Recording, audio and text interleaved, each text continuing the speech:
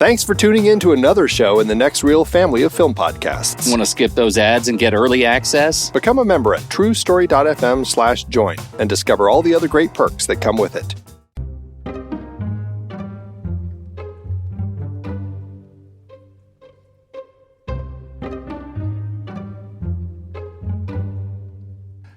Imagine this.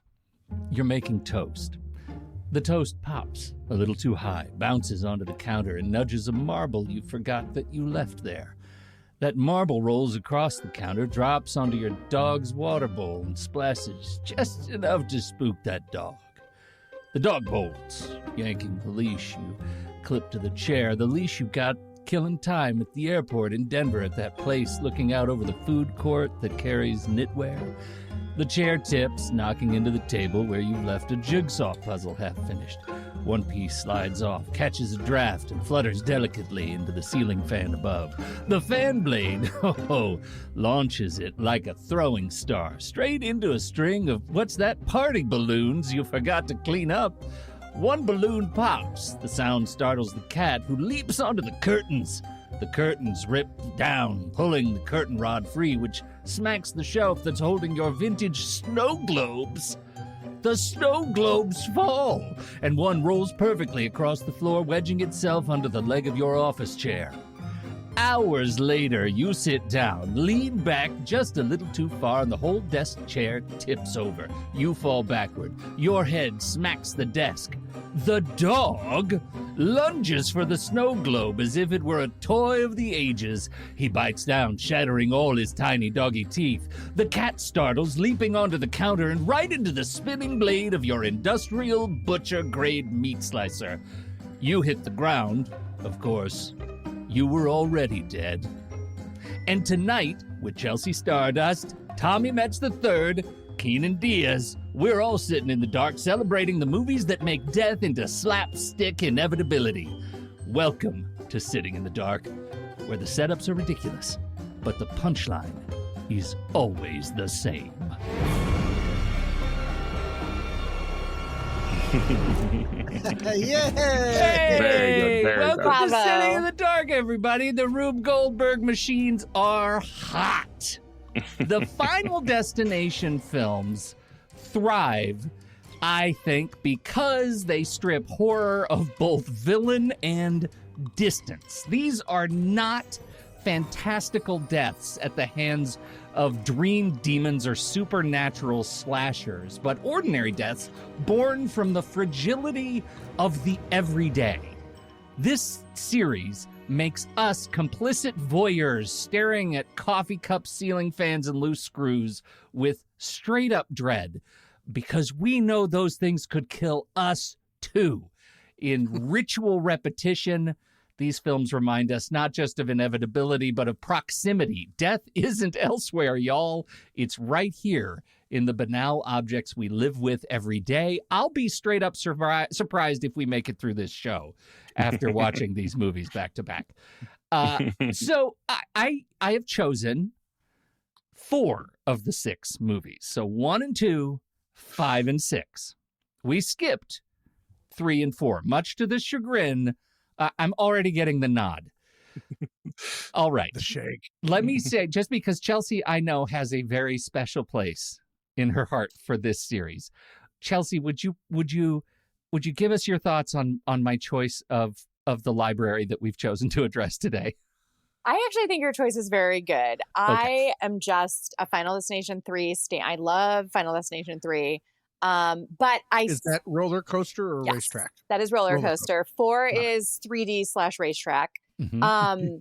But I think for these purposes, I think 1 and 2, because 2 establishes something like very iconic for the franchise, that I know why you chose 5, because it is so important within that, within the canon. And then the latest one you have to talk about, because of something set up in 2, is the bookend of 6. Right. So you have to, the way you would, despite my feelings about how 3 the kills in 3 are so amazing, this is makes sense for these purposes. I allow it. Well, it is an opportunity to fast forward through the worst one, 4, which is nay unwatchable. So I hope I hope Kynan, Tommy, I hope you didn't decide to do extra credit with that. I followed instructions, Pete. Thank As a you, faithful Kynan. sitting in the dark listener. God, you I can went be 1, trusted. 2. I looked at the posters of 3 and 4 and then moved on to 5 and 6. Is 4 the one that if you break the plan, you just get like eczema? Like it's not even like a death thing. It's just something super lame. Like you get acid reflux and you're like, okay, I don't know. Yeah, the finale is just, oh, my toe. So let's start with some. I know we're going to be talking about access to grind for each of these films, but I would love to hear your opening thoughts on the franchise experience that you've had so far, as we think about what these movies do uniquely. Kynan, as the resident noted scaredy cat of the bunch, would you kick us off? Yeah, I've been afraid of these movies, and it hasn't taken me watching them to be afraid of some of these kills, and having trailer exposure and then having just friends who have seen these, like, oh my God, I've got to explain to you this crazy. And I found myself doing that to my boyfriend who, watched 5 and 6 with me. But I was like, I got to tell you about this crazy thing with the ladder and the spaghetti in number 2. Mm-hmm. And like, that has happened to me over the past 20 years. And so I've been terrified of these things. And then watching them, at least in the 4 movies that we watch, maybe some of them are sillier than others, but all of them are very plausible and still scary, even when they have been, quote unquote, ruined for me. So they still held up. Okay, I am relieved to hear that. Mm-hmm. Tom? Yeah, I mean, it's an outstanding idea and one that has been started, like has been bitten off by other franchises. I actually got to be, I'm such an insider. I got to have front row seats in parts because this is one of the productions started by Zyde Perry. And Zyde Perry was also behind the American Pie films. Mm-hmm. So they had 2 lightning in a bottle things. And I was actually working with Warren Zyde's girlfriend at the time. She was my first boss in Hollywood at Bedford Falls. And so I got to see these scripts come down the pike when we were getting them, when people were, because this was also in the same line as American Pie, which was, it's not going to work. Because if you remember the original title, when I read American Pie, the original title wasn't American Pie. It was a mid-million-dollar movie that your readers will hate, but will make a whole bunch of money. A teen sex comedy like this. They just went right for it. It's really funny. So no, I just think it's fantastic. It's smarter than it needs to be. Sometimes it overreaches a little bit, but I like the mythology. I like the Tony Todd of the vampire being a connective tissue for everything. Yep. It's a lot of fun. And sometimes there's a really weird, interesting POV. You actually brought it up about how voyeuristic we are. I want to get into that later, but there's such an interesting POV switch that happens during every movie that is fascinating to me, which is sort of the better. And I also have my favorite kill of all 4 movies, and I assume everyone has picked one. Oh. Not the grossest, but the most thought out one. Yeah. So if you haven't, you should think about it, because we should all compare notes at some point. Excellent. All right, Chelsea, I know how close to your heart this franchise is. Yeah, on re-examining these 4 movies. Your thoughts? Yeah, absolutely. So I'm a fan of, and I think these movies are kind of coming back around, but I'm a fan of the 2000s horror. So I'm sort of one of those rare people. I think that maybe comes with being like a millennial. I'm not sure, but I think 2000s horror was sort of kind of, even though I was watching like 60s, 70s, I was watching everything. It's kind of fundamental for me becoming a filmmaker too. Because I always wanted to watch the new movies. And I remember renting Final Destination, just the first one, which is in 2000, and absolutely just falling in love with it. Also, Devon Sawa, who, if you ever watch, when I was much younger, I watched Casper. So of course I already knew and was a fan of Love Idle Hands. And then after I moved out here, I met Jeffrey Reddick and was so starstruck, who created the franchise. And as a lot of people know, it was sort of a rejected X-Files episode and or a concept. And then I met Craig Perry, who's like the sort of through line producer. So there's like, he has produced all of the movies. And so Craig became a friend. And so I have an emotional connection to these movies because of the people that I know that are like, the fact that Jeffrey created it is incredible. He's probably going to listen to this episode. And I just, it's just, the idea is so fucking genius. And and again, because I grew up with it, I have a nostalgia for it. Like I'm sure people who grew up with seeing the very first Halloween and Friday the 13th and Nightmare on Elm Street probably feel about those. And then I always looked forward to, because, you know, when you're watching them, what are they going to do for this one? What are they going to do for this one? What's the opening going to be? Those expectations that you had. And then that we were so lucky to have a new one 14 years after 5 was like such a treat. And it absolutely delivered. And then 5 kind of changing things up, which I'm sure we'll talk about when we get there. So, and every franchise, whether it's, Halloween, Texas Chainsaw, whatever, what have you, there's always a couple rocky ones. And you have to be able to like understand that. And nothing is perfect. So I just, I love these movies. I love how creative they are. They are a directing feat. And so that I can't even imagine what that's what taking on one of these is like and how scary that is. And obviously they've had great directors delivering for these. So anyways, it's near and dear to my heart. I'm so excited we're talking about them. Really what you're saying is your enthusiasm is such that nothing you say tonight can be trusted. You are way off the rails. Absolutely. Drunk with power. Drunk with power. Yes, absolutely. Well, let's go ahead and start with the original Final Destination 2000. You already mentioned, Chelsea, this was a spec script for X-Files. We've got some X-Files alumni coming in and putting this thing together. Budget apparently right around 23 million and worldwide gross right around 115. This was a surprise hit, I think, to everyone involved. And it is all of these movies, I will just say, starting with the first one, all of these movies are beautifully tight films, right? This one coming in 98 minutes was a dream of a ride, a propulsive ride. Let us begin with Axes to Grind. Tom. My axe to grind is the same axe that I have to grind with the first couple, but it is very much of its time. We at some point got so much better at characterization and just characters. These movies are interesting. It's not really till the 5th one. Is 5th Bloodlines? No. That's 6. No. 6 is Bloodlines. 6, and maybe I'm wrong. The save the cat that these people have is they have friends. Like they don't do anything. They're not real people. They just sort of have friends, and they're maybe kind of beautiful, and then they don't die.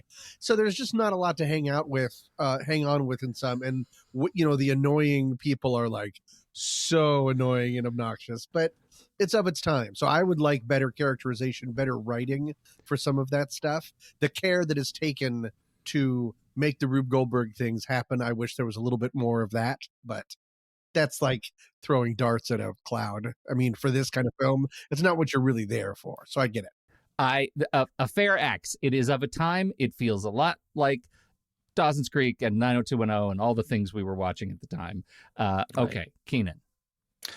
Mine is pretty minor. I think this mostly works. I'm totally agreeing with what Tom is saying, but I love, one of the things I love about it is the play with the names. They have the last names of horror directors in the first couple of them. That's fun without being obtrusive. I'm sad that kind of goes away.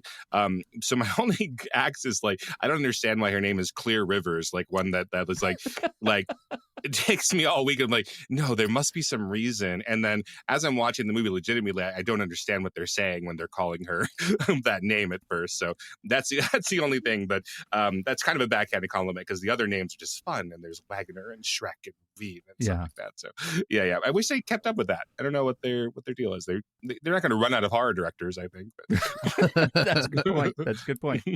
All right. That is a minor axe. Nay, barely a blade. All right, Chelsea, I dare you to come up with an axe to grind about this movie. Well, I feel like both Tommy and Keenan's points. I think I feel like this was, I'm trying to think, like there was a time when people were using a lot of these horror director last names in movies. We kind of went through that. And yeah, they did kind of abandon it. I'm trying to think if it was like four maybe. Then they brought them back for 5, and then they tapered off for the latest one too. Right. But I think it's because I remember people like within the genre community feeling kind of tired of that. But I thought it was so smart at the time and kind of paying this little homage to those directors. But I will say, like, yes, the dare I say, like, almost caricature territory. But I almost feel like that's something that Glenn Morgan is owning as someone who's a fan of the Black Xmas remake, which some of these actors are in. Right. He kind of does that again in that it's sort of like, oh, we're familiar with all these caricatures, I'm going to stick with it. And I don't know if that's playing into maybe an 80s nostalgia he has where we have all those, the jock, the nerd, bringing that into the 2000s and sort of reminding us. But I do think as the movies go on, that changes, and to an extent also, some of the acting, we have a lot of TV actors too that we're seeing in this, and Clear Rivers also puzzles me as well. Yeah, you've probably thought about it longer than I have. yeah. And I think that we're kind of like establishing the ground layers for the ground rules for these kills.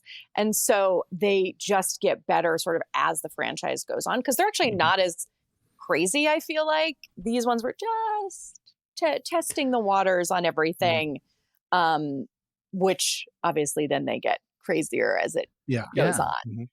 Well, that is a sort of central conceit that I think starts here, which is these kills feel accidental, right? They feel the least directed of the rest of the kills in the franchise. They feel the most grounded in the reality of the sequence, right?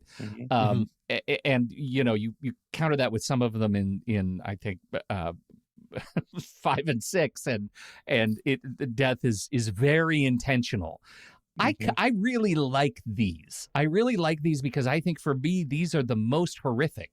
These are the things that I'm thinking about as I wander through the world myself, which is, oh, don't step on that rake right there. Oh, don't, look out for that thing right there. Like these movies have infected me in a way that is unpleasant and deeply funny to me every time I'm thinking, why am I thinking of these again and again and again? So you think about the sort of daily buckle shuffle of our lives turned monstrous. How do you guys sort of associate the horror in this movie versus the horror as it expands in the others when death becomes more intentional? Does that hit you at all? Yeah, watching them in this sort of semi-binge. I mean, in this first one, we get kind of looks of just a general sort of shroud that kind of comes into the room or something, So the first one, which is still my favorite of them because it's so impactful for, seeing the first time where this character, Todd, is like, so the first time we see this happening, he's in his bathroom and then we see water coming out of his toilet. And it's not really that he's going to slip on the water. It's just sort of like, that's the spirit of death. And then later on, it does feel more like you could almost see eyes in death as they're like looking at you and that kind of thing, right? But here it is kind of like this fog that's coming in and just coming out again, and we don't feel like the finger, like the poltergeist finger, like hitting the tack on the gymnastics bar or anything like that. This feels like it's entered the room and then it will be what it is. But then with another, I do remember there was an axe to grind for this first one. My apologies, a real one, which is the rules aren't clear. The rules about what death is able to do and not to do. To your point, Kynan, this idea that it's, and to your point, Pete, that it is somewhat naturalistic, but then the water sucks itself back in under the toilet as if death is like, let's make this look like a suicide. Like, why is death? We don't want to get caught. Yeah. Death is like, cheese it. Cheese it. The house is coming. Yeah. Right. Yeah. That their time, and I'm not a big fan of the shroud. I feel like the shroud, because a lot of times the characters don't notice it or barely notice it. I kind of wonder if that was something that the studio asked them to put in as like some sort of an effect, because I don't need that. I just need the music. I like the wind. The wind is the shroud. Have the wind be the shroud because it's a natural thing. This film is also the best, I think, and it gets better at times, and then it gets lazier and lazier because the idea of seeing, it's really giving Mothman prophecies, which is a big movie for me, Chelsea, that everyone else in the world hates. I love That that. is the highest compliment. If you are able to see the signs and the portents, then you can see what's coming. The whole opening credits of like the dad saying, live it up, you've got your whole life ahead of you, the electric clock phasing from 1 to 180, like all that stuff is really cool. Later on, they just perseverate on what is this penny going to do? What is this thing going to do? And then there's a little bit later, the bus one, maybe it's the second to last one. It gets so lazy where he's stepping on a bus and it says, watch your step. And he goes, it's like that. Okay, that's every bus. That's not even moving. It didn't say watch your step, comma, Carl. Like that. That was one of my favorite parts of the idea of if you can see the signs, and just like the crashing, because in the second one, like during the thing when the little kid has the crashing cars and stuff, I love that thing of like that feeling of dread leading up to if you can read that stuff. I think that's I'm with you on that 100%. I feel like the more you add the artifice of death and give death an identity, the worse it is for me. Like I want this to be unexplainable. Like we know that there is some hand of some greater power involved, but I like being ahead of the characters in that way. I really do. And it feels, to your point, it feels like, I don't know, says studio executive, if they're gonna if we can trust the audience to keep up. That's the sign to me. It just feels like I'm not trusted in a way where I think the movie speaks for itself. The story speaks for itself. And I have really turned a corner on these movies in general. Watching them this time, I have to say, I fell in love a little bit. Like, I liked them before, but my God, I had a blast watching these again. And we'll get to 5 in a bit. I know we could do this for hours, but I want to move through some of the and start connecting some of the things between these movies. So moving to 2, we get, and I'll leave it to you, maybe Chelsea, the Final Destination expert. I think it's fair to say, aficionado. I think it's fair to say that the freeway scene in 2 is the franchise's high point. Oh yeah. Absolutely. It definitely has the crown for the sheer terror and plausibility that I think makes it just diabolical in day-to-day life. We all drive. We'll never drive behind logging trucks again. I live in the Pacific damn Northwest. They're everywhere. So thoughts on number 2? Any axes in particular on this one? I have a pretty big axe, and again, knowing that this has the strongest sequence for sure of all of them, which is that logging truck scene. Realizing like how attracted I was to these characters in the first one, even though they're very earnest, and I think one of the things that this one lacks that I think is true in 3 and 4, which I didn't see, which is that the group is all strangers to each other. Whereas in 1, 5, and 6, they all have some kind of built-in relationship. They know each other. So I think that really helps, when we start losing people, because the franchise at its heart, it has not just these crazy deaths, but like, oh my God, now I've seen this person do that. And then later on in 5, which goes crazy, like I'm willing to kill somebody in my group in order to survive. So 2 for me, them being diffuse and sort of having to learn who each other are. I think that's missing some opportunities that we already saw in number 1. That's a really interesting point. I didn't think about that, but I see it. Other axes? The only thing, because in 5, it reminds like there can't be any sexual tension. Right. Because they're all related. Yeah. So there can't be any like longing looks or anything, which is probably a good thing. But yeah, that's a really good yeah, probably. I mean, that'd be a hat on a hat. Am I right? No. I mean for the quality of the crushes that are happening in this movie. They're not really spending time doing that. Right. For sure. Okay. This one is, I think it moves from, if we have no other axes on this, I assume, this one moves from sort of paranoia, I think, that was really lodged in the sort of gestalt for us in the first one, to spectacle, right? We have a lot more sort of elaborate, fun kinds of kills, and the rules change. Rules that were sparsely laid out in the first movie are now different again. We've talked about Book of the Vampire as a through line on this show. To what degree do we owe Tony Todd's role to helping us understand the rules versus now we're getting them through sort of psychic visions? Do we have any insights on how those come through to us and how well we are allowed to keep up? This one was rough for me because it has two big things. Number one, at first I was like, oh, the order doesn't matter. Then it turns out that the order is reversed. And then this entire thing about, if we have this baby, if we save the baby, then we save the thing. It felt like two different movies ideas sort of shoved into one. And I never quite felt like I was on top of it. That could be very much my fault, not the movie's fault. But it did feel like there was a whole lot of really quick talking. And then the end of the conversation is like, but we gotta go. And it's like, yeah, that's what you say when you don't know how to finish that conversation. Oh, and also there was a third one. They had all cheated death before. So they were all final survivors, and this is death tying up. So all three of those were such interesting ideas. They all got, for me, a little short shrift, whatever that phrase is, because they threw them all in here as if they were afraid of, like, what if we don't get another sequel? Because each one of these ideas would have been an interesting thing to follow up with all of these other sequels.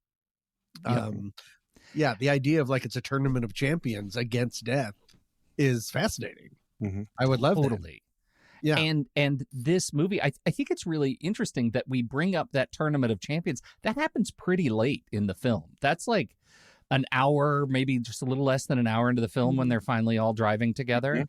And it makes me wonder how that would have hit if it had happened earlier, and how well it might have absolved Kynan's acts around them not knowing each other, right? It gives them a shared background, a shared history, that even though they're not sort of intimate friends, they at least know what each other has gone through, and that might have made us care a little bit more. As it is, the kills are awesome. The fake outs are fantastic. Jesus, the dentist. When the kid is nitrous out and choking on a puffer fish, who hangs a mobile over the chair? And this whole franchise is full of doctors starting something and leaving. Leaving the room. They always leave the room. But this one, we get the kid, Tim Carpenter, is plate glassed. We get the fire escape ladder. All of these are happening alone, like just dominoes. Like, let's just knock people off. By the time we get to the farmhouse, I think 3 people are knocked off in that one sequence. One of whom I don't think was. Oh yeah, no, he's later. He's the grill kid. Right. We have to meet him before we can kill him. So like, these things start happening so fast, and I think part of it is because it's easy to kill people we don't care about. And we only care about them if we see that other people care about them too in the film. That's it. I hadn't made that connection. That's interesting. I wonder if there was a longer version of the Usual Suspect scene where the one time that they're really all together is in that interrogation, or it's just a holding area, because they're not being under investigation. Really. But it starts above, and then there's a lot of, like, kind of quick cuts, like reaction cuts, but no one has said anything. That makes me wonder if that was a time where everyone got to sort of meet each other, learn at least one character thing about each other. So then when the kid and the mother go to the dentist, they're not just complete strangers. I wonder, because that would just be a better way to do it, to give everyone something to hang on to. I did like Claire coming back. Yep. And Claire coming back. What's her name? What's her name? Claire? Is it Claire? Claire? Claire? Claire? Claire? Because her reminded me, I know I'm going back and I know that we're moving fast, but one of my favorite parts of the first movie was the idea of how do you house safe a house. Right. Yeah. Devin saw, I was like, that is its own movie. Yep. What if you're so paranoid that you just have to house safe a house and all this stuff? And then that's really brought up again in Bloodlines, bizarrely, because she lives in Tetanus Town. We'll get to that. Like, I don't know what she thinks is safe, but either way. But that was really cool. Like, I like the idea. And so it's not like we had a lot of stuff to do with Claire in her room, but the amount of like, drop all your stuff, put everything in the basket, nothing metal, nothing everything. I really find that fascinating. I love that like scene. A real quality of life issue of like staying alive to what end, and if you're robbed of everything. Right. Yeah.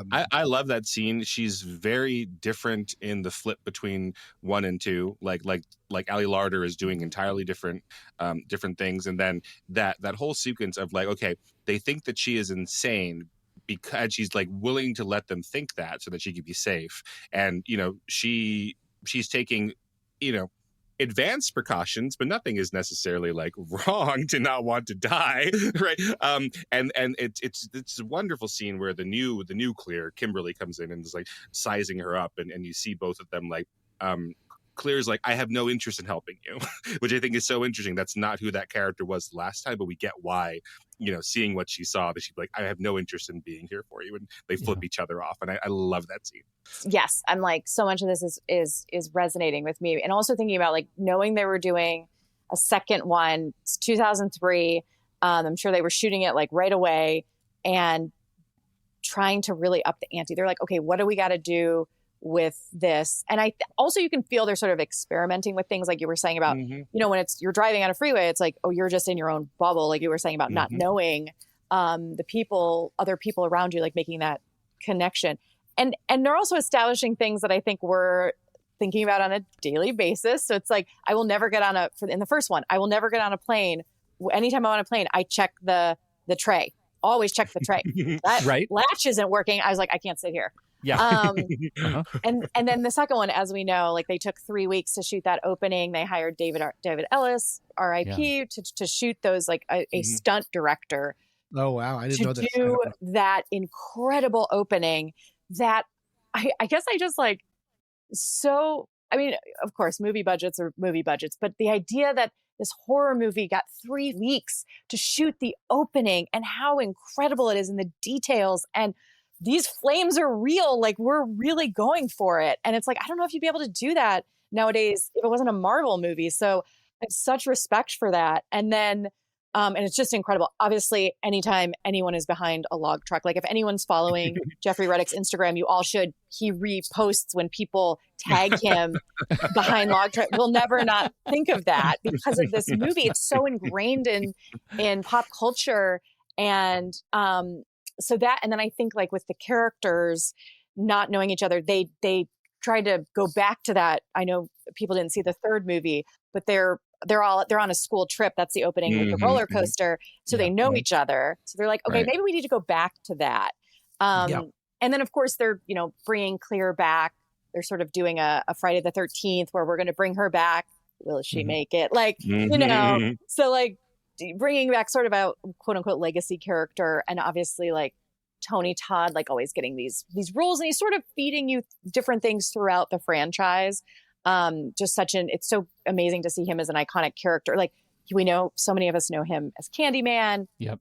But to also, I mean, he's kind of the through line and becomes the heart of the franchise as it goes on. Yeah. But I think they all of a sudden then also felt the pressure of like the kills, the opening, which I still to this day don't think anything's topped the freeway. As much as I love the roller coaster, the racetrack is crazy. The bridge, Skyview, nothing. Yeah, Skyview is pretty dope. But and some of that's practical. Like Skyview is also so CGI. It's like not as much fun. Yeah, so that's what I think. That too is nearly impossible to replicate. Yeah. But I do think they were learning as they were making things. So for sure. Movies.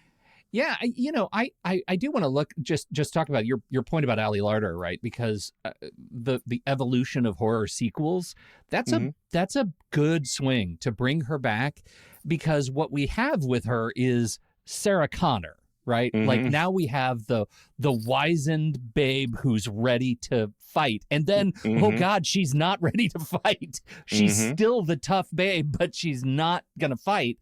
And when she finally turns to fight, they kill her in the end. That is shocking and perfect, right? It's perfect for what these movies are making their promise to be in the future. Because I mean, I think, I didn't see this when it first came out. I saw it after there was already a threequel, but I'll bet that people in the audience are saying, okay, if you're willing to do that, I'd like to see what you do next. Let's give you some more money. That choice was a huge one for me in this movie. Poor Devon Sawa dies off screen, and the article is like, random guy gets squashed by a random building. It's like, it's even a dumb just a single brick. Yeah, that's all it took to kill Casper. It did make you feel a little bit like somebody had it out for Devon Sawa, like in the more sort of Doyleist perspective. Like, did everybody like Devon Sawa when he finished number one? Because he didn't. I'm sure he was busy. I love Devon Sawa. I'm sure they were like, oh, that's the deal memo you were agreeing to? Instead, how about a brick? I assume it was he wanted too much money. I think that's my biggest axe to grind with too, is like justice for Alex Browning. Like that was such a, that's the only thing that I'm like kind of salty about with that movie is I was like, really? That this person who like brought us into they did him dirty. They did him dirty. Well, speaking of dirty, 3 and 4 happened, and I'll give you all due credit for 3. I think there are some really fun kills in 3. Definitely worth seeing those kills. It's fun, and we get the iconic. I'll say it again, the iconic tanning bed kills, which they are, I think, another thing that this thing is known for. But they change the rules a little bit. They introduce sort of the photograph model. What you see in the photograph determines the order of the kills. The movies keep leveling up that element, like how they want to evolve the rules to accordingly. We then move into some real fun with 3D. There's a lot of, you can tell we're learning some lessons with 3D, and they're not always the best lessons, but we learned some things, because I'll tell you, I watched 5 in 3D, and it's quite good. It is quite good in 3D. I watched it on the headset, and I was in it. That felt. This is the first time I've watched it in 3D and thought, okay, whatever post they did that they learned on these earlier movies where the visual presentation was hard to sit through, this one got it right. I thought it was really fun, really, really fun. I didn't watch 5 in 3D, but it did seem like, just watching it flat, that they were doing things beyond just flinging things at the screen. There were some standoffs, like in the kitchen between the two main guys. Like, oh, just standing there arguing, that probably looks really great in 3D as well, just with that depth. Yeah. So I think that they it seemed like they matured a little bit, not just like, let's barf at the audience, Where's Death? He's behind. This one, the thing that stands out for this, the reason I found myself initially attracted to this series was the twist at the end of 5. It blew my mind, y'all. So the twist at the end of 5, that once our principal characters, our principal couple, resolve everything, they get on an airplane, and the plane is departing for Paris, and they're watching the characters from the first movie be taken off. Yes, it's a prequel to the entire series. And the intercutting is done outstanding. Like, it does not look like a different film. It's so well done. No, it is perfect. It's that reveal. They've set the stuff. It's not like, okay, let's just go to France. Like, he's going to France to be a chef. They've been leading the clues. And because I remembered, the only thing I remembered about this movie was that reveal. I got to go into it looking for the clues, like the flip phones, like the detective asking if the lead was seen using a payphone. Yes. At the gravesite, someone makes an "I see dead people" joke. Mhm. This is in Yes. 2011, and Sixth Sense came out in 1999. Final Yeah. Destination was 2000, so it would still Mhm. be. Those are really fun to see, and I bet there's a bunch more. Those are the ones that jumped out. Yeah, me. they Olivia's boyfriend or one night stand, I can't tell, like tells her she needs her glasses because she looks like Lisa Loeb. Yes. And like it's like, All right. okay, it work, they work fine because you think like, oh, that's just a reference that I get, but that makes much more sense when you think that this is in the spring of Right. 2000. And then later when Candace is at her gymnasium, there's a banner about like, oh, our last championship was in 1994, which again doesn't seem so unreasonable, like if you're watching it in the 2010s, but that makes much more sense. We're like, oh, that's 6 years ago, so that's why they're still celebrating this. And Yes. this is one of the things, unfortunately, like that was again ruined for me because I had friends like, oh, I can't believe, I got to tell you this, because I told them, just like, I'm never going to watch these movies. Okay. This is too sure, you can spoil this movie all you want because I'm never going to watch them. What world would that be where I'd watch these films? But yeah, so that is fun how it works both forward and backwards. So Yeah. What world indeed, Kynan? It blew my mind. I mean, I saw this movie in the theater. Mhm. All the ones that I was like, I think by this point I'd seen at least Mhm. 3, 4, and this one in the theater. And I was curious. I thought, okay, we're using, because 3 they go back to James Wong, 4 they go back to David R. Ellis, and then 5 we have a brand new director. So I was like, okay, Stephen Quayle, I wasn't familiar. I think he had done like one other movie, Aliens of the Deep he had done, and maybe like one other thing, but not really someone that people knew necessarily. And then I also noticed the writer is different, and it was interesting because I didn't think about it at the time, but now I was like, oh, this writer, Eric Heiser. Yeah. I thought, oh, I knew they brought someone in who has done remakes of horror movies. Clearly, they're trying to do something different here.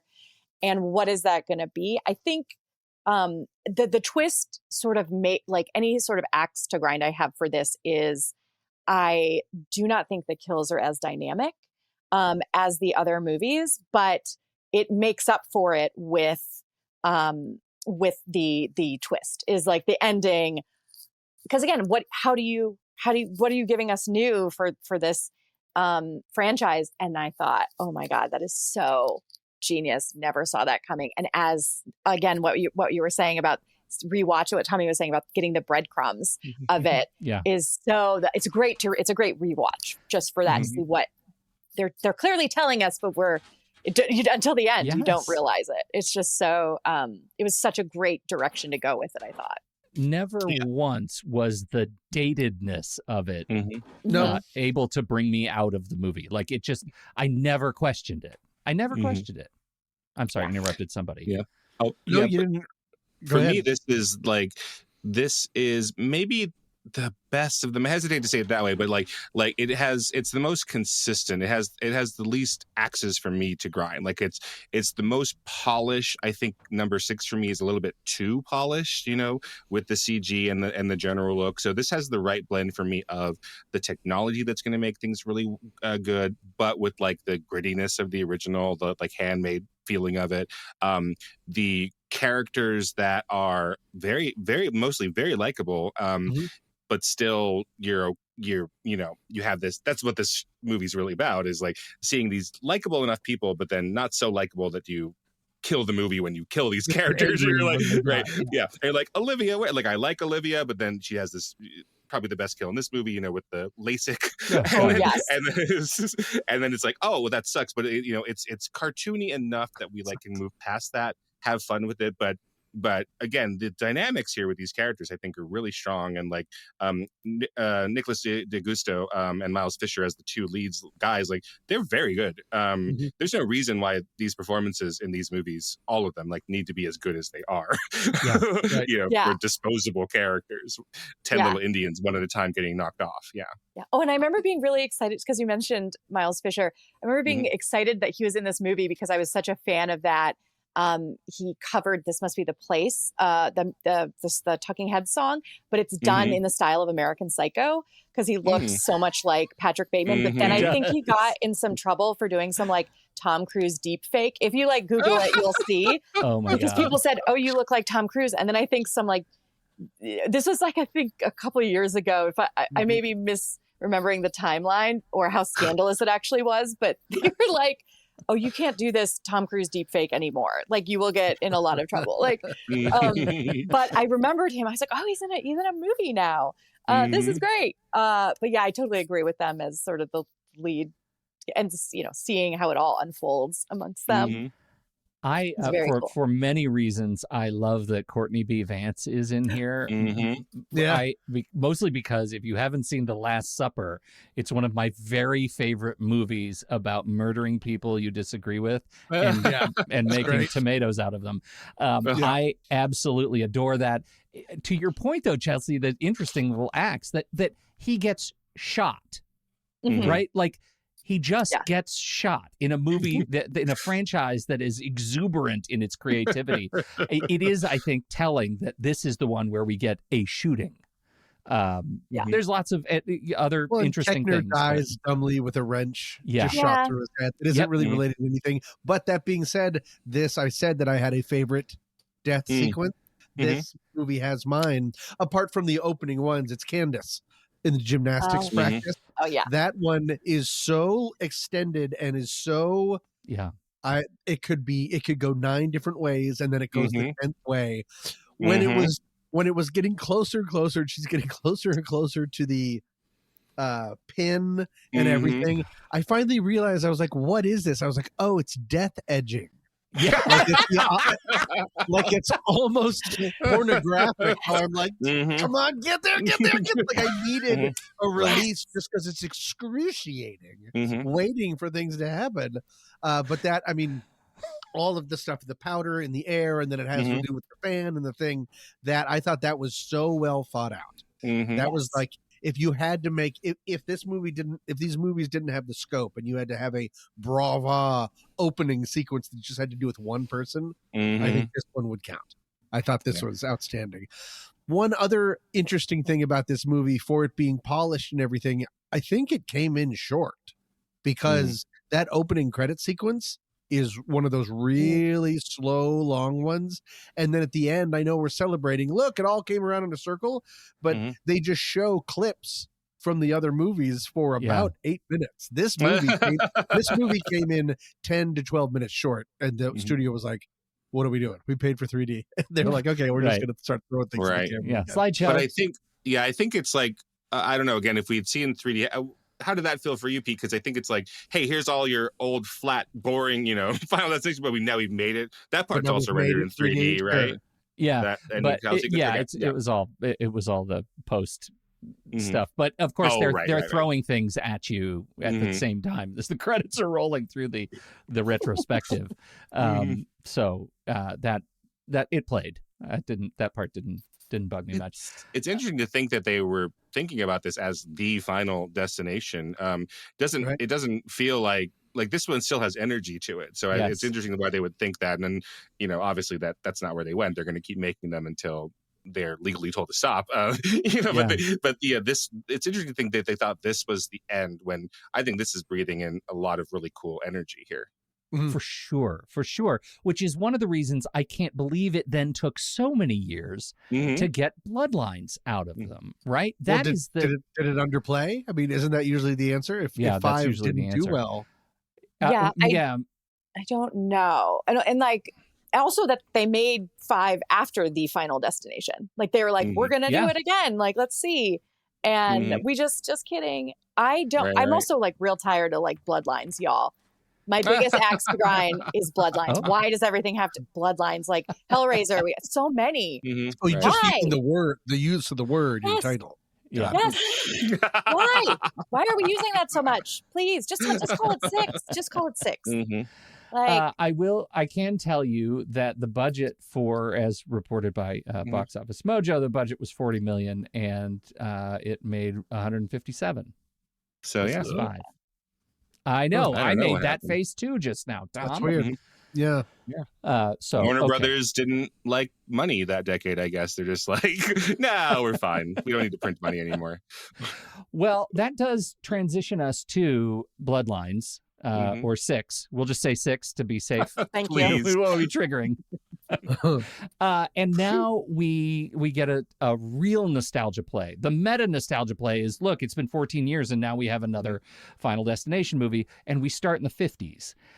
For my money, the pivot from all of the different rule changes to this one, where we have this mass casualty event that dominates many families' lives, is one of the most interesting things they could have done here. I actually think this mechanically might be my favorite, even if it's not my favorite swing that these movies have taken.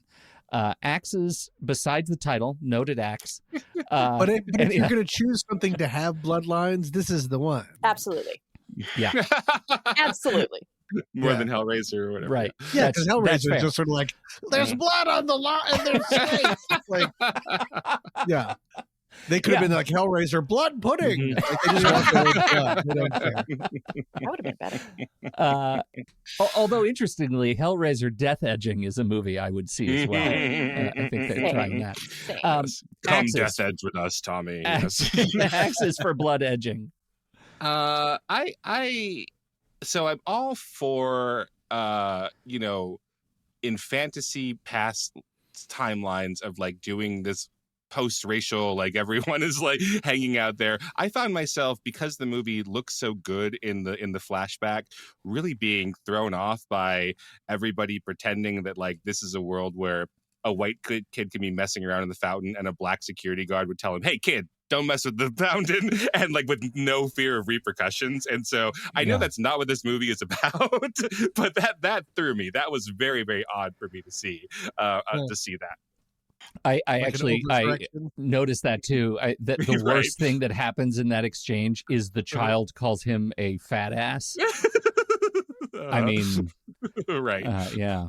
So, but if that's your only axe, then that's actually not bad for this movie. It's not bad. Yeah. Again, I think this movie is a little bit too polished for me, CGI wise, too glossy, because it doesn't have some of the naturalism that you're talking about in those kills, where like we believe them. Like sometimes we're looking at this, we look at the piano fall through the skylight, and it's like, I don't know if I always believe it. Mm-hmm.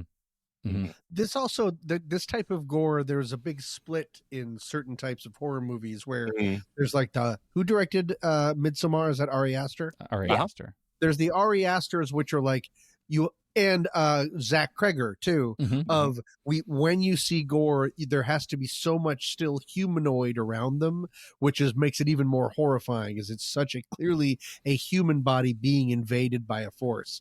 Whereas the other side, this is the other kind where you just become a big meat soup. Something falls on you and you explode and there's nothing recognizable at all.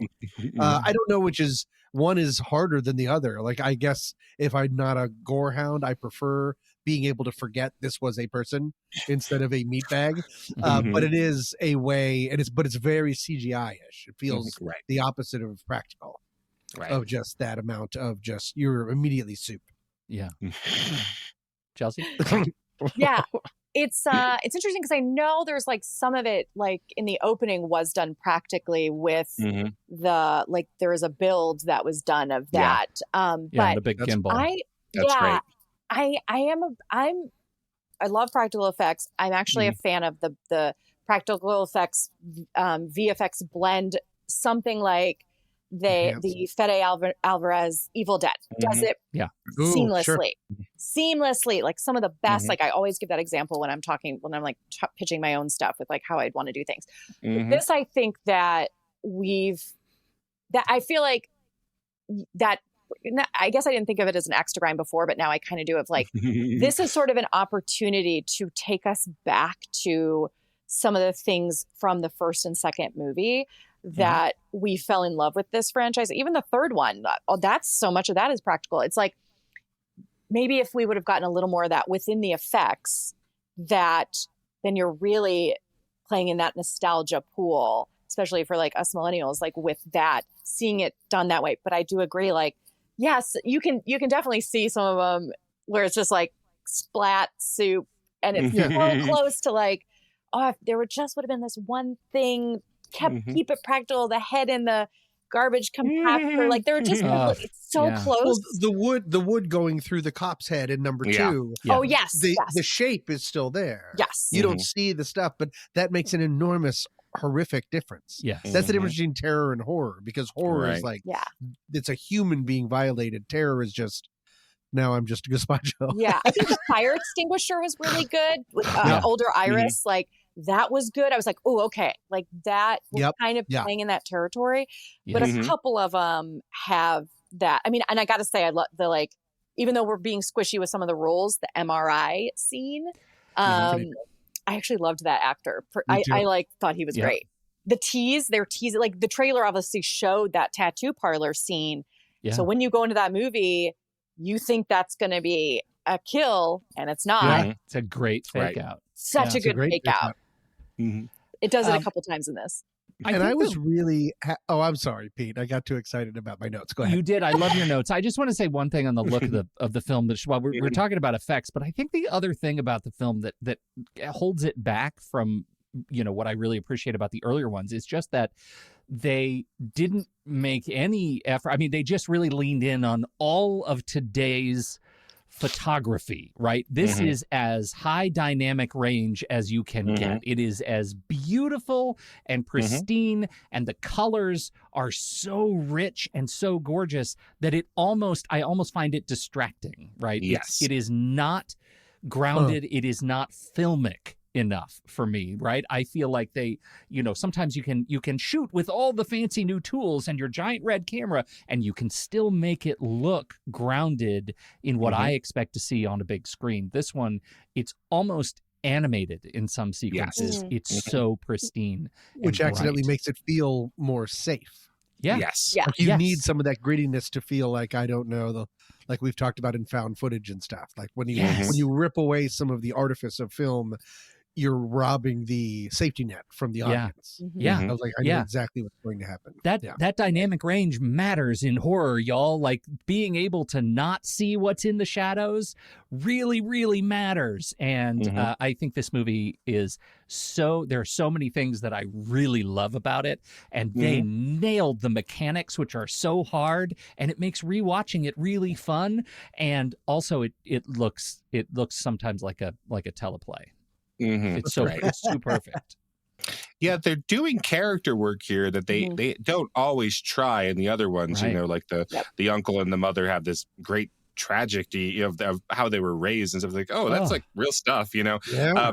So some of that, and again, with the right tone, that's like almost impossible to put into words, like where we need that to be real, but we also need to be okay with him, dying via lawnmower or whatever we're going to do to him, so like that stuff is really working. I didn't know if I could imagine having, the same kind of fun in a family dynamic, but they figured that out very well. Yeah. I liked the family dynamic, doing something different, like you were saying, the character work. And of course, I'm sure everybody knows I remember seeing this in the theaters because, again, it had been 14 years. I was and I've been hearing about it for years and years and years from my friends involved with the movie, and I couldn't wait to see it in theaters. And when it, came out, and the Tony Todd scene where I was just sobbing, because we know it was like one of the last things he was in. That was improv. His scene was improv to give him a chance to say a farewell to the fans. It was just such a beautiful moment. Oh my God, I was just sobbing in the theater. And that he was the kid. Yes, I didn't see that coming at all. That was really smart that he was JB. He's JB. They gave him a full name finally, right? They gave him a job in the last movie. Here they gave him a real identity, and I thought this was the best Tony Todd of all of them for me. Yeah. Just really incredible. Hey Tom, remember a few minutes ago when I interrupted you? What were you going to say? I'm the one that's interrupted you now. I don't remember what I was going to say, but I will say that with Kynan talking about how they really do characterization about, having the trauma of being grown up, that this leans into that.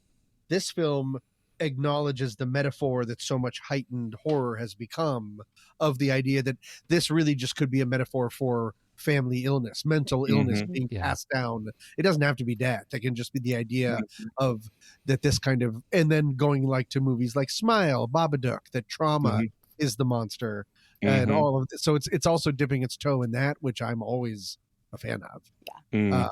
But it being just purely family based, it could just be like the monster in your closet is your genetics. Yeah. Which is scary.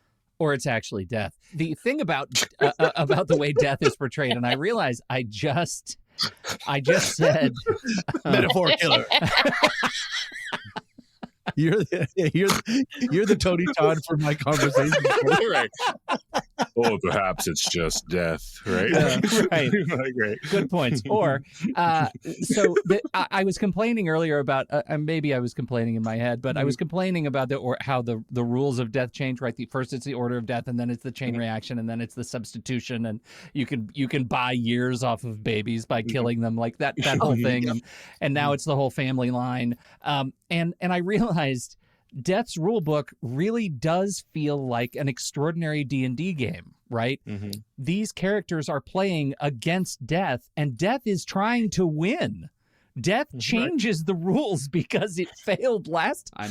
Death always succeeds ultimately in the end, which I think is the real fun of the movie. But I actually kind of like thinking of it that way, that Death is this omniscient DM who is constantly trying to make things even harder for our characters. I don't think I've ever thought of it that way before. So what do you think? Is the inconsistency part of the fun, or do you see it as a flaw? I see that as part of the fun for sure. I think that, just watching these four, it's like really dealing with some interesting philosophy. It doesn't get too intellectual at all, but characters responding to like, oh, I'm going to try to kill myself to end the game, right? And then, oh no, death won't allow that, or I'm just going to accept it. My son has died. I'm just going to figure that out. And then, that's really interesting stuff for genre films. I mean, relatively low budget, like not on anyone's radar as art.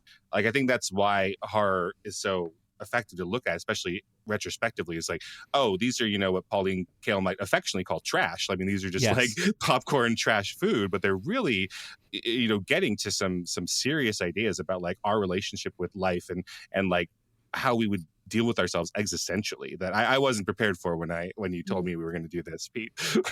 That's very exciting, Kynan. Yeah. And kind of like a conspiracy theory, like how people find comfort in conspiracy theories. I wonder if there's a comfort to be found of that death isn't just this arbitrary guy who's like, now you're coming with me, now you're coming with me. Instead, death has a quote from the very first movie, sadistic design. It's like, it's not my fault that I got cancer or whatever. Death is after me, and there's only so much you can do. I wonder if there's a perverse kind of comfort in that. That there's a plan. Yeah, the fifth one in Tony Todd's monologue where he's telling Nick Azuso's character like it's a game. That's where he actually calls it like a game. I mean, that's similar to Sartre's No Exit and stuff like that, or Camus, and it's like, oh, that's the horror movie version of that. Just enough. We don't need to like sit down and read something in the middle of this, but like, hey, like that's one way of getting comfort out of this. Just seeing all life is a game, and you win, and eventually you lose. It's just a matter of how long you get to stay in the game, and like, chill, bro. Right. Goose and ladders. Yeah. and like death is having fun in these movies. That manifestation. And I think one of the reasons these movies resonate with me so much is because of how fun they are. Because a lot of our horror is very intense, very serious, and we have to that's part of like proving the genre to be like, okay, this genre we're tackling. We're trying to be intellectual and political and emotional and all of these very serious. We get a lot of most of the horror movies now are very serious. Very serious. So it's nice. It's so refreshing to me. I'm like, I need a motherfucking break. Like I need to relax from the world. What's happening in the world? This is how I can do that. And again, that's kind of like the throwback with some of the 80s franchises too, is like, oh yeah, okay, great. I can turn everything off and just enjoy this. And you can tell that the filmmakers are having a blast and the cast is having a blast. And like, it's so refreshing to me. Yeah. That's one of the things I think I really connect with these movies. In thinking about what makes these movies scary, they swing back and forth between suspense, right, moody paranoia, and spectacle. And I think on these movies, the four that we watched, right, the first one is much more sort of moody paranoia, and the second one is kinetic spectacle, and 5 does sort of a balancing act. 6, I think, does a fair balancing act between them. Which mode do you think serves the franchise best? Do you feel like there is, if you're taking one or the other, one really affects you as frightening more than the other? As actually frightening one. I mean, spooky stuff and the Yeah, unknown. right. The other is almost a little bit of a detective hunt / endurance endurance contest for me. When I talked about death edging, because you're watching like this. Yeah. You can't not watch movies like this. So that's not frightening. That's just more like heat up. The idea of trying to bubble tape your entire existence and still things get through. That's spooky. That's horror for me. So more frightening. Interesting. All right. Yeah. I'd agree with that. Okay. Favorite kill. Tom already said Did it? his is the gymnastics. But And I think just I don't think you're allowed to pick one of the opening. Oh, sequences. fair. Right. Okay. Yeah. Because All I right. would also pick opening of number 2. Yeah. Right. But since you're not allowed, okay. Chelsea, favorite kill Yep. in the movies we watched. Oh, God damn it. Okay. That's only fair. I gotta say, like, it's kind of a it's not a subtle one, but I love in 2 the airbag. Because again, it's something where it's a car accident. That is You're like shocking. Yes. yeah, that's what I think. It's like you already see the like pipe, and okay, well, she's alive and giving this guy a hard time, and leans forward, and then he puts the jaws of death into the car, and then the bam, and it's so good. It's just It's a it's perversion of safety. It Yeah. is Being killed absolutely. by something that is supposed to save your life, like the fire extinguisher. Yes. And also, I thought you meant safety, and like it feels like we're safe here because this is a comic relief moment, and this is what's cutting into. Yeah, this is what's cutting into. We think that the other guy, the cokehead, is about to die, and that this lady is safe, and then we're completely taken aback by that. Yes, for sure. That's a crazy He one. did put it in silent mode. All right, Kynan.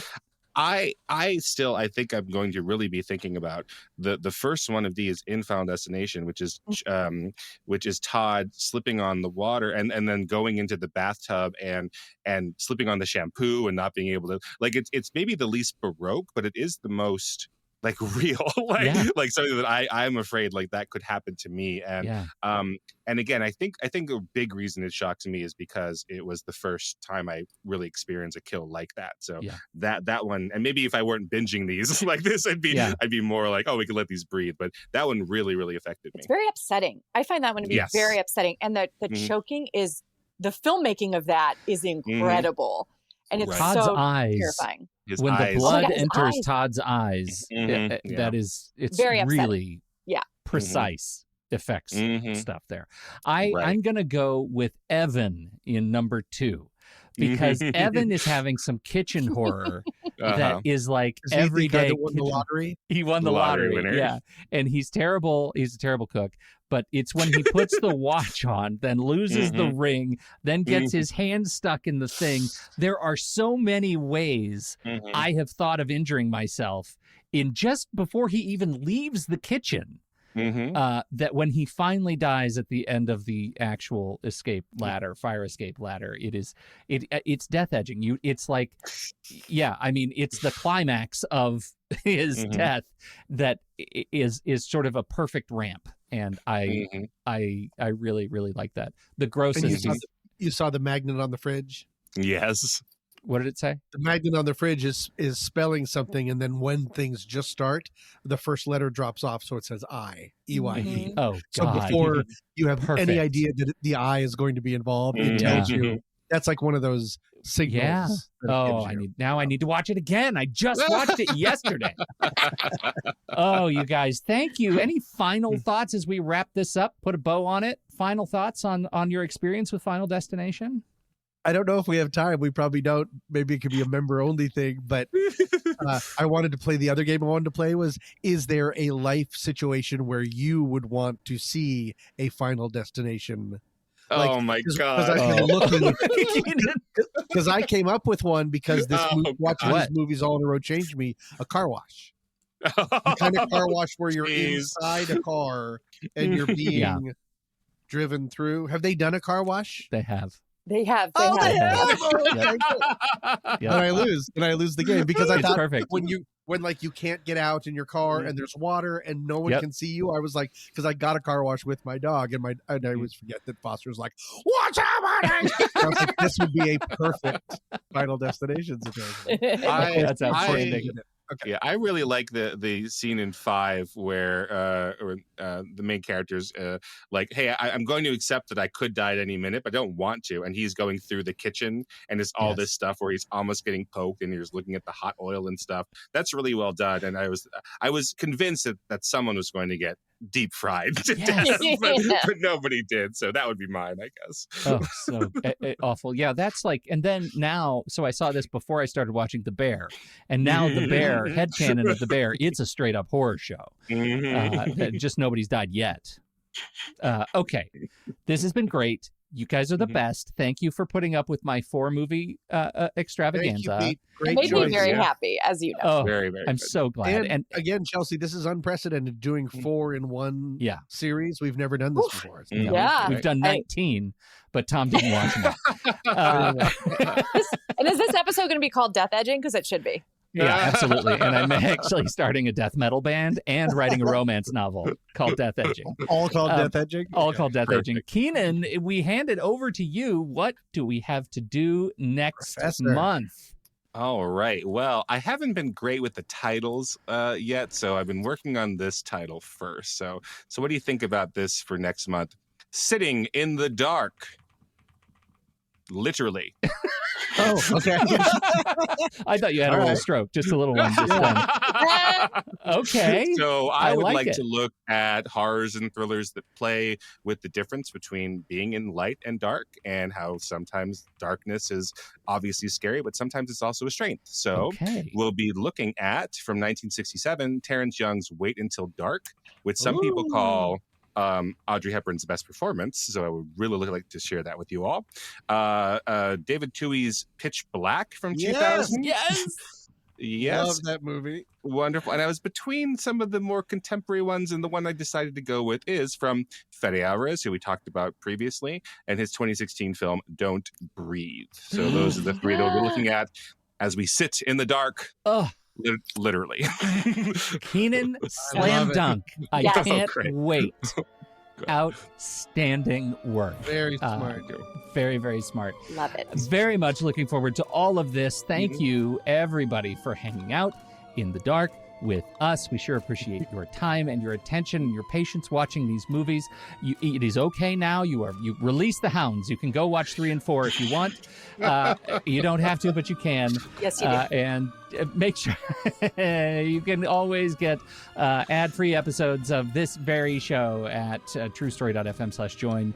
We'd love it for you to check the Sometimes I say the words like, because the economy is so great. Every time I say that, I mean it's not. And your sustaining support is what helps us continue to make these shows happen. And not only that, when you join over there, you're getting the Next Reel family of film podcasts. You get the Film Board, you get Sitting in the Dark, you get CinemaScope, you get the Next Reel, the main show, and you get the Film Board. I don't know. Did I say them all? There are 5. You get access to all 5 of the Film Board or of the Next Reel shows. We would love you to join us right there. Thank you. I'm done. On behalf of Tommy and Kynan and Chelsea, thank you, everybody. I'm Pete, and we'll see you next time, Sitting in the Dark.